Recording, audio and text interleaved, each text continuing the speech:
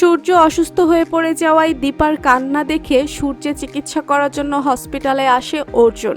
হ্যাঁ বন্ধুরা, অনুরাগের ছোঁয়া ধারাবাহিকের আগামী পর্বগুলোতে আপনারা ঠিক এমনটাই দেখতে চলেছেন। এরপর অর্জুন সেখানে গিয়ে সব বুঝতে পারে এখানে যা হচ্ছে সব নাটক। এরপর সকলের সামনে মিশকার কুকীর্তি ফাঁস করে অর্জুন। অন্যদিকে দীপা কোনোভাবেই সূর্যের কাছে যায় না আর তাদের দুই মেয়েকে সূর্যের কাছে দেয় না।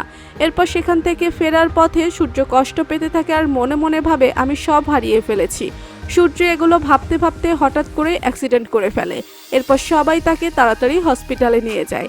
আর এই খবরটা যখন দীপার কানে যায়, দীপা তো কান্নায় ভেঙে পড়ে।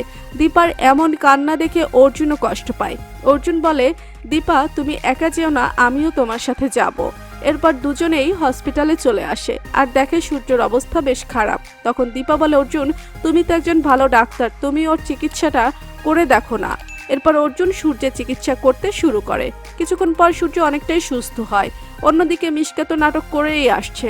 মিশকার এমন নাটক দেখে অর্জুনের সন্দেহ হয়। তারপর অর্জুন আবার জানতে পারে মিশকার ছেলে চিকিৎসা করার দায়িত্ব অর্জুনকে দেওয়া হয়েছে। এরপর অর্জুন যখন মিশকার ছেলেকে চিকিৎসা করে তখনই দেখে মিশকার ছেলে পুরোপুরি সুস্থ।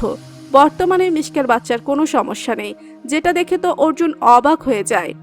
তার মধ্যে মিশকা বলে, নিজের বাচ্চাকে তো সুস্থ করতে পারছি না, তার মধ্যে আবার সূর্যের এত বড় ক্ষতি হয়ে গেল। যখনই মিশকা এমন নাটক করে কান্নাকাটি করছে ঠিক তখনই অর্জুন বলে, ম্যাডাম আপনি এসব কি বলছেন? আমি আপনার বাচ্চাকে মাত্র দেখলাম, ওর কিছুই হয়নি। তখনই মিশকার এমন নাটকের সব কুকীর্তি ফাঁস করে অর্জুন। তো বন্ধুরা, মিশকার এমন নাটক দেখে আপনার কি মনে হয় তা অবশ্যই কমেন্ট করে জানাবেন এবং পরবর্তী আপডেট পেতে আমাদের চ্যানেলটি সাবস্ক্রাইব করে পাশে থাকবেন। ধন্যবাদ।